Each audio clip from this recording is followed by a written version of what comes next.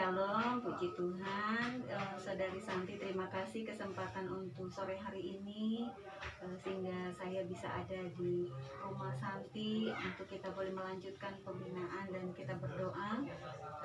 Terima kasih waktunya, terima kasih juga tempat tinggal yang sudah disediakan untuk Santi. Mari kita akan berdoa terlebih dahulu. Terima kasih Tuhan Yesus, kami mengucap syukur anugerah-Mu. Tuhan baik, sangat baik bagi kami. Kiranya Engkau hadir di tengah-tengah kami, Tuhan menilik setiap hati kami, Tuhan melayakan kami. Terlebih Tuhan, kami bersyukur untuk Saudari Santi yang membukakan pintu rumahnya, waktunya untuk kami berdoa, menaikkan setiap doa syukur kami kepada Tuhan. Terlebih kami boleh mempelajari setiap kebenaran firman-Mu, urapi kami, tubuh jiwa roh kami dalam perlindungan Tuhan. Terima kasih Tuhan, kami serahkan waktu kami dalam nama Yesus. Haleluya. Amin. Saudara Santi, kita akan belajar tentang doa. Apa itu doa? Doa adalah komunikasi dengan Tuhan. Kalau menurut Santi, doa itu apa? Doa itu apa menurut Santi? Kalau menurut saya, doa itu kan istilahnya di sini komunikasi dengan Tuhan. Kalau menurut Santi, doa itu apa? Sebenarnya kalau dibilang hampir sama gitu, semacam ya komunikasi seperti pada sesuatu yang kita inginkan, gitu. Seperti kalau dibilang curhatan kita lah pada Tuhan gitu, ya melalui doa. Nah, di sini ada di dalam Matius 6 ayat yang kelima. Coba kita buka Matius pasal 6.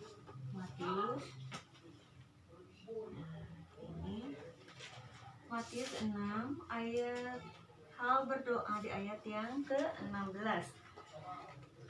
Coba, atau saya baca aja ya, hal berdoa.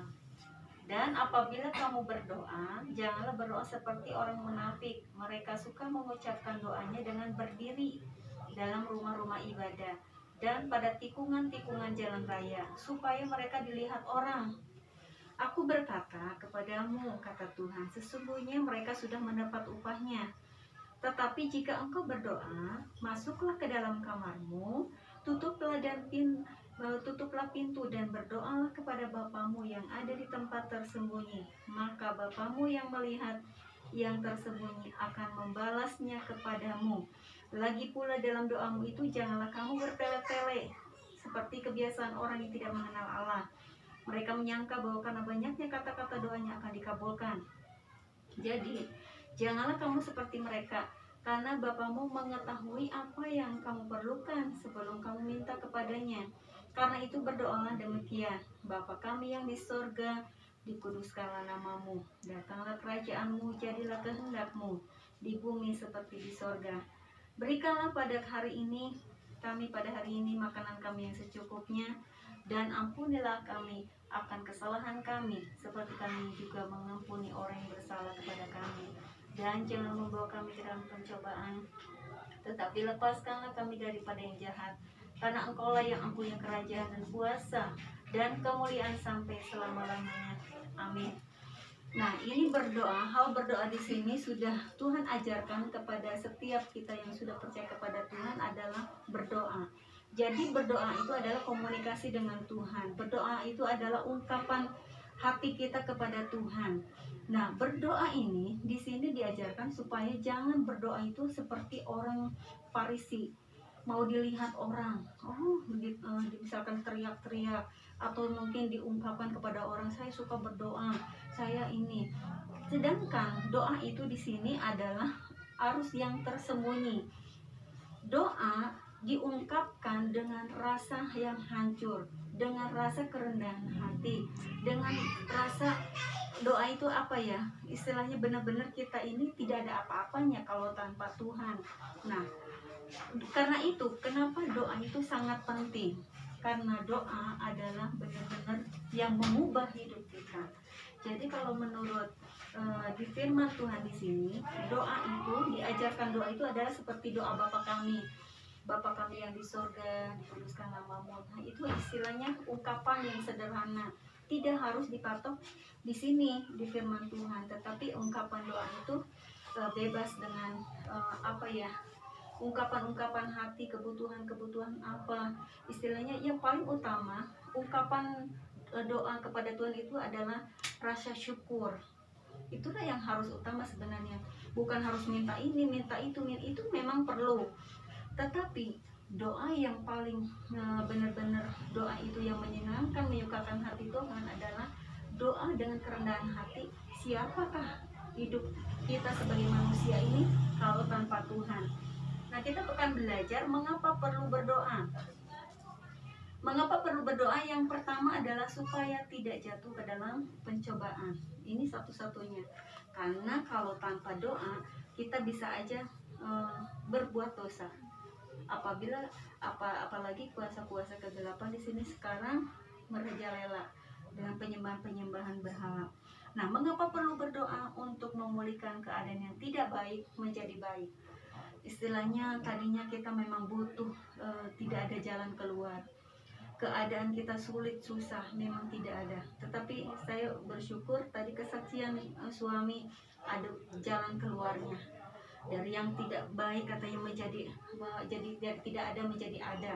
Dari keadaan mungkin ekonomi yang tidak baik menjadi lebih baik lagi. Nah, mengapa harus perlu berdoa? Agar jangan berbuat jahat. Nah, itu artinya benteng ya. Ketika kita berdoa, setiap kita ada kedisiplinan berdoa sama dengan Tuhan, itu ada benteng, ada pagar. Karena kalau tanpa doa tidak ada perlindungan daripada Tuhan. Istilahnya gini, orang yang sering berdoa aja terkadang bisa jatuh ke dalam pencobaan. Nah, apalagi kalau tidak berdoa bisa jatuh ke dalam pencobaan. Makanya firman Tuhan mengapa perlu berdoa adalah supaya kita jangan berbuat jahat. Selanjutnya supaya kita menang atas segala masalah kita. Itu udah jelas ya tadi. Nah, selanjutnya adalah supaya hubungan dengan Tuhan semakin erat.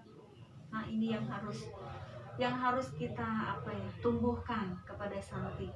Karena mungkin meskipun Santi masih belum memahami kepada siapa berdoa, mungkin Santi sekarang masih belum benar-benar siapa sih Tuhan Yesus. Tapi dengan berjalannya waktu, biarlah Tuhan sendiri yang memberikan hikmat, membukakan hati dan pikiran kita untuk menerima Tuhan Yesus sebagai Tuhan dan Juru Selamat. Karena kadang-kadang kan memang tidak mengerti ya, karena latar belakang bukan dari kecil Kristen, tetapi saya mengingatkan, saya mengajarkan bahwa hanya Tuhan Yesuslah yang senantiasa memberikan kita kelepasan, keselamatan. Keselamatan hanya ada di dalam nama Tuhan Yesus Kristus. Kisah Para Rasul 4:12, dan keselamatan tidak ada di dalam nama siapapun, tetapi di dalam nama Tuhan Yesus Kristus. Akulah jalan, kebenaran, dan hidup. Tidak ada seorang pun yang datang kepada Bapa tanpa melalui Yesus Kristus. Makanya ini adalah pengajaran Tuhan kepada kita sebagai umat manusia. Nah, selanjutnya kapan kita berdoa? Berdoa kadang-kadang kita bebas ya, bebas mau kapanpun berdoa. Tetapi ada kedisiplinan. Kapan waktunya berdoa adalah setiap waktu. Efesus 6 ayat 18. Efesus 6 ayat 18.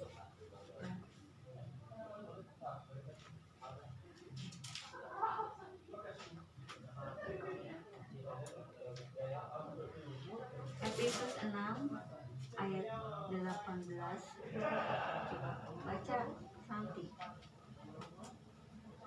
Dalam segala doa dan permohonan berdoalah setiap waktu di dalam roh, dan berjaga-jagalah di dalam doamu itu dengan permohonan yang tak putus-putusnya untuk segala orang kudus.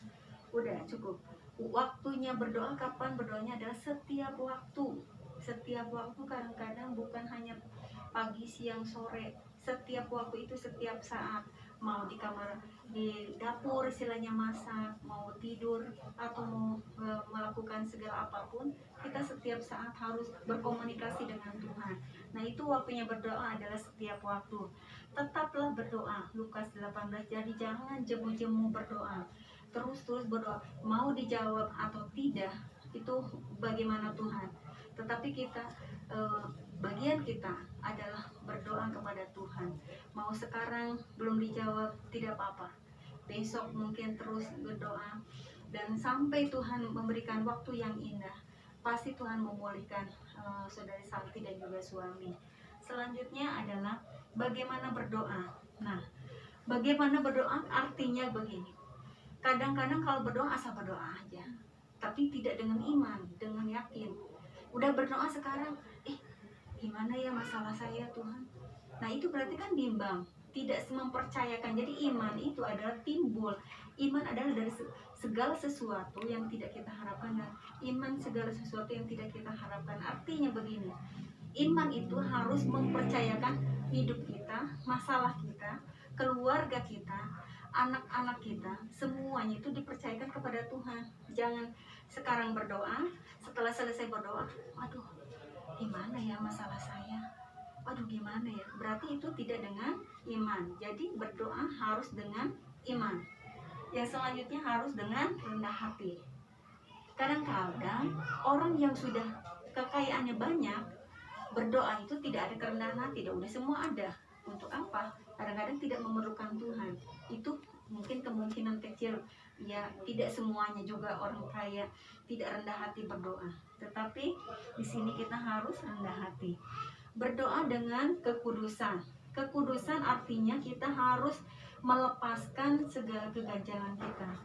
Kita berdoa kepada Tuhan, sedangkan di sini masih kita tidak mengampuni saudara, orang tua, atau teman sedekat kita, atau suami kita. Itu yang akan menjadi penghalang, karena jika kita tidak mengampuni, Allah Bapa juga tidak akan mengampuni. Makanya ketika kita berdoa, bereskanlah kekesalan, kejengkelan kita, karena itu yang akan menjadi penghalang doa kita kepada Tuhan. Selanjutnya adalah berdoa dalam nama Tuhan Yesus Kristus. Kenapa kita kan orang Kristen berdoa diawali dalam nama Tuhan Yesus dan diakhiri dengan dalam nama Tuhan Yesus Kristus. Nah, ini penghalang doa. Penghalang doa tadi udah dijelaskan. Penghalang doa adalah ada dosa dalam hati. Dosa apa saja? Kadang-kadang kita tidak tahu dosa apa. Cuma yang pertama adalah dosa itu yang mengganjal itu kalau kita masih memiliki pegangan penyembahan berhala, atau enggak kita masih mempercayakan roh-roh nenek moyang. Itu juga akan menjadi penghalang dosa. Itu bahaya, kan menjadi penghalang dosa. Nah, selanjutnya juga ada niat jahat dalam hati. Ketika kita berdoa, misalkan mendoakan orang, Tuhan biarlah orang itu istilahnya Tuhan balas, dia udah menyakiti saya, itu Tuhan tidak bakalan jawab. Itu Tuhan tidak akan menjawab doa seperti itu. Jadi doa harus dengan tadi kerendahan hati. Kita harus dengan istilahnya kekudusan, menjaga kekudusan. Jadi itulah doa ini pada sore hari ini sangat penting sekali bagi kita, setiap orang yang percaya. Meskipun mungkin sekarang Santi masih pelan-pelan bagaimana berdoa, belajar berdoa, karena latar belakang bukan orang Kristen dari kecil. Tapi saya percaya pada sore hari ini, biar kiranya Tuhan yang menyingkapkan siapa Tuhan Yesus sebagai Tuhan dan Juru Selamat itu. Mungkin pada sore hari ini pembinaan kita sekian. Kiranya Tuhan Yesus memberkati untuk Santi terus bertumbuh, terus berakar, dan bahkan berbuah di dalam Tuhan. Dan bahkan juga Santi boleh mengerti setiap apa yang Tuhan mau, dan terlebih mungkin masih belum mengerti Tuhan Yesus itu siapa. Tetapi saya mengingatkan bahwa jalan satu-satunya keselamatan adalah Tuhan Yesus Kristus. Karena di dalam Yohanes 14 itu kan, akulah jalan, kebenaran, dan hidup. Tidak ada seorang pun yang datang kepada Bapa tanpa melalui aku. Nah, mungkin sekian. Ada pertanyaan dari Santi? Ya, ya. Ya, baik, kita berdoa. Terima kasih Tuhan Yesus. Kami mengucap syukur anugerah-Mu. Tuhan baik, sangat baik bagi kami sore hari ini. Tuhan, Kau mengingatkan kami betapa pentingnya doa dalam hidup kami. Karena doa adalah satu-satunya kami boleh memiliki erat hubungan intim bersama dengan Tuhan. Kami boleh mengerti akan Engkau Tuhan Yesus. Mungkin secara manusia, pikiran, akal kami tidak mampu menyelami Allah. Tapi kami percaya untuk kebenaran firman-Mu, supaya kami boleh memiliki doa hidup intim bersama dengan Tuhan. Kami serahkan Santi pada sore hari ini dalam tangan-Mu Tuhan.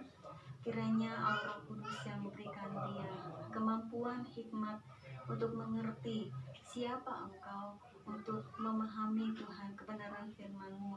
Terlebih dia boleh menerima Tuhan Yesus sebagai Tuhan dan Juru Selamat. Terlebih Tuhan, kami rindukan Santi boleh menerima keselamatan dari ada Allah, sehingga dia boleh mengalami perjumpaan khusus, perjumpaan pribadi bersama dengan Tuhan. Kami rindukan, hamba merindukan Tuhan. Santi biarlah dia boleh memperoleh kasih anugerah dan kemurahan Tuhan, sehingga dia menjadi saksi Allah.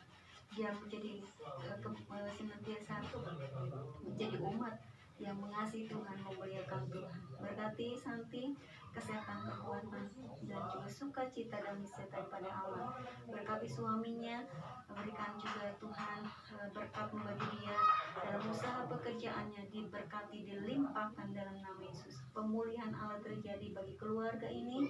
Biarlah keluarga ini penuh damai sejahtera dan berkat-berkat Allah dicurahkan atas keluarga ini. Terima kasih Tuhan, terpujilah nama-Mu. Biarlah kasih anugerah dan kemurahan Tuhan menyertai kami dari sore hari ini sampai selama-lamanya. Dalam nama Yesus, haleluya. Amin. Tuhan berkati. Selesai.